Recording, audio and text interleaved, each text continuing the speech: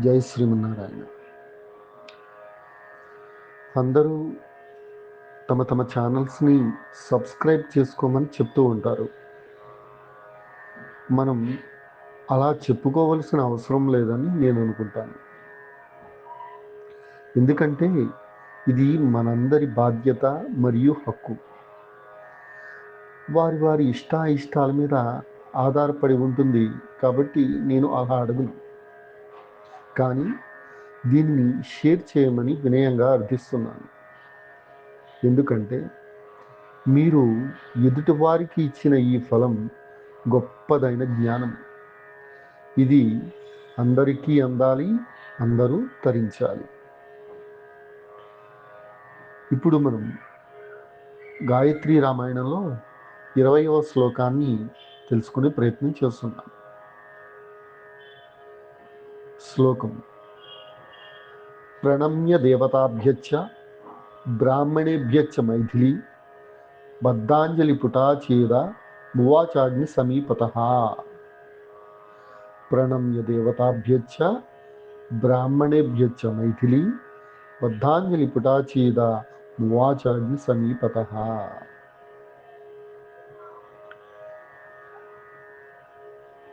ఇది అగ్ని ప్రవేశం చేసే సందర్భంలో సీతాదేవిని వర్ణించే శ్లోకం.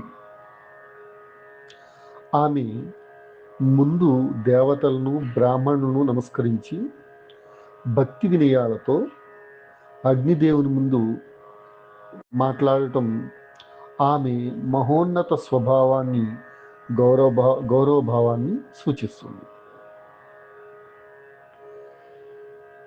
ప్రతి పదానికి అర్థం తెలుసుకునే ప్రయత్నం చేద్దాం.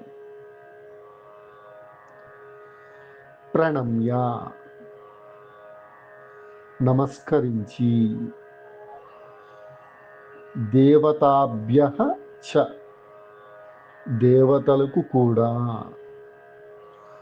బ్రాహ్మణేభ్యః చ బ్రాహ్మణులకు కూడా, మైథిలి మైథిలి అంటే మిథిలా రాజకుమార్తె, ఆవిడ సీతాదేవి. బద్ధాంజలి పుట రెండు చేతులను జోడించి అంటే అంజలి ముద్రలో,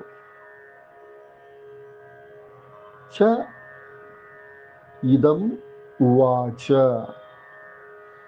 ఇలా పలికింది, అగ్ని సమీపతః అగ్ని దగ్గర ఉండి.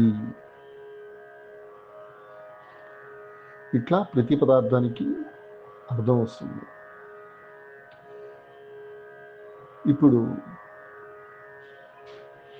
మనం ముందుగా చెప్పుకున్నట్లుగానే మిథిలా రాజకుమార్తె అయిన సీతాదేవి దేవతలకు మరియు బ్రాహ్మణులకు గౌరవంగా నమస్కరించి రెండు చేతులను జోడించి అగ్నికి సమీపంగా నిలబడి ఇలా పలికింది అని శ్లోకం అర్థం అన్నమాట.